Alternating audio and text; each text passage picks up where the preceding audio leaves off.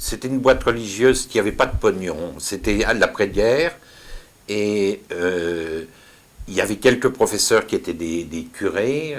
Et autrement, la plupart des professeurs, c'était un peu la Ligue de la Terre qui était recrutée dans toute la France. On a eu tous les débiles profonds et tous les tarés que tu peux avoir comme professeur. Or, c'était quand même à une époque où on passait le brevet, après on préparait le bac.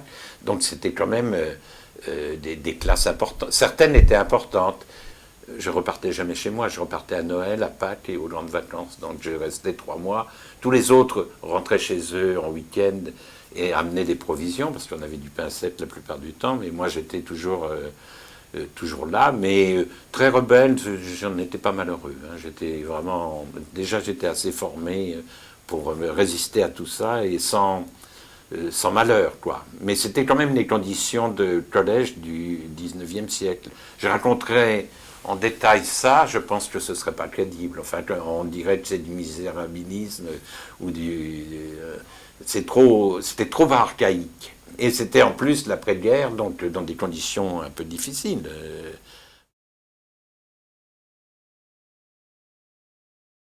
Donc j'ai été quelqu'un qui s'est retrouvé seul en pension et qui a vu tous les gosses autour de moi jouer un espèce de jeu social, un jeu qui ne m'intéressait pas.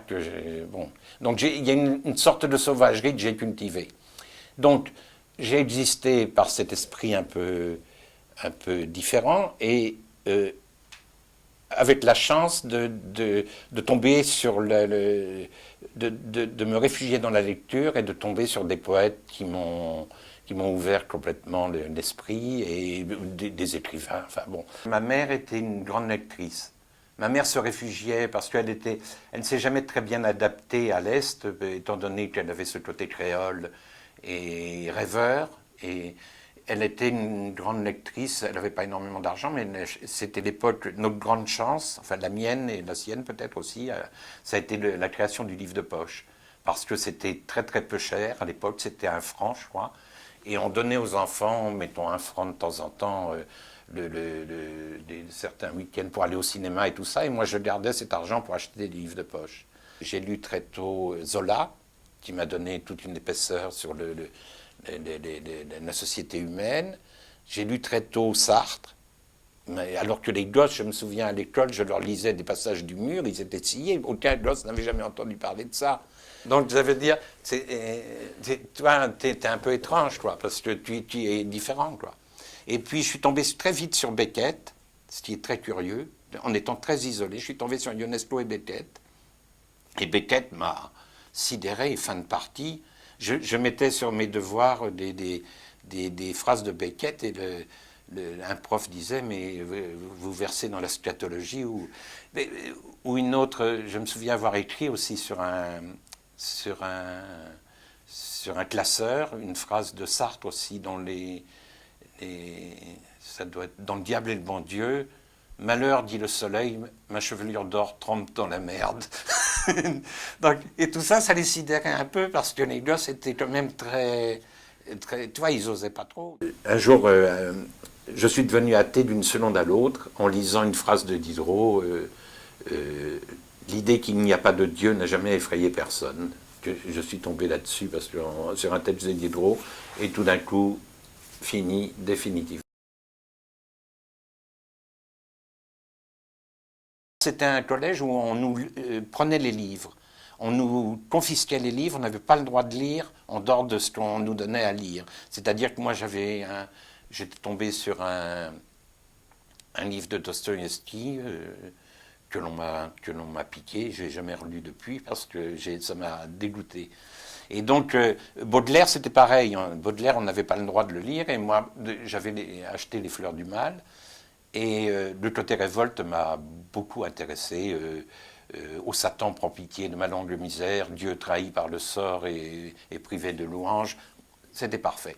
Et puis après, l'adolescence venant, ce qui m'a intéressé chez Baudelaire, c'est le côté aussi, avec les femmes, le côté amour et ces belles femmes, surtout ta gorge qui s'avance et qui pousse la moire, ta gorge triomphante est une belle armoire, dont les panneaux, bombes éclairs comme des boucliers, accrochent des éclairs.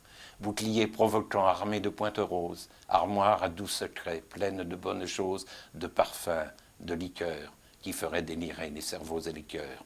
Ce que j'ai retenu surtout de mon adolescence de Baudelaire, c'est sa lucidité, sa conscience, c'est une espèce de conscience dans laquelle je m'incarnais un peu, c'est-à-dire une espèce de regard sur le monde sans concession. Et ça tient en deux vers. Il dit à un moment, on va guillotiner quelqu'un qui est retenu coupable par la foule, et le type se retourne et regarde la foule, il dit « ce regard calme et haut qui damne tout un peuple autour d'un échafaud ». Ce mec se retourne et regarde, et il dit « il est tranquille ». Son regard, c'est supérieur à toute cette foule qui peut le détruire. Et moi, je suis tombé là-dessus, ça m'a beaucoup ouvert, enfin, parce que je me suis toujours senti, disons, un peu différent, comme je l'ai dit au départ, un peu en dehors des autres, et il y avait très peu de gosses qui me ressemblaient. Très peu de gosses qui étaient à l'écart, qui regardaient, qui n'étaient pas emmerdants pour les autres, hein, mais qui ne voulaient pas qu'on l'approche trop, qui aboyaient si on venait à 3 mètres de lui, et qui voulait garder une sorte de solitude et d'indépendance totale, et qui ne jouait pas le jeu du palmarès scolaire, des bonnes notes, des récompenses. Je suis révolté très vite dans ce collège. J'étais un peu isolé, mais quand même assez populaire parce que je n'acceptais pas. Il y avait un prof, il y en a un qui était un prof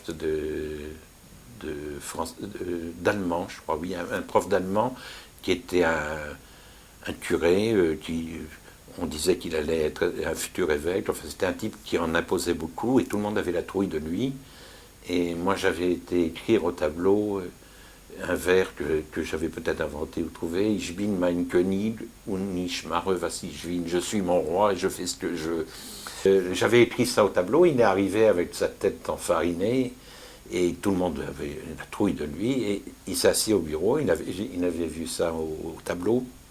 Il a dit que celui qui a écrit cette ineptie aille l'effacer. Alors, gros silence, tout le monde. Puis moi, tranquillement, les mains dans les poches, je me suis levé. J'ai traversé la salle, j'ai été au tableau près de lui, j'ai pris un torchon, j'ai effacé et j'ai été me rasseoir à ma table. Alors là, ils étaient un peu... Après, j'ai été viré pour mon esprit. Rebelle.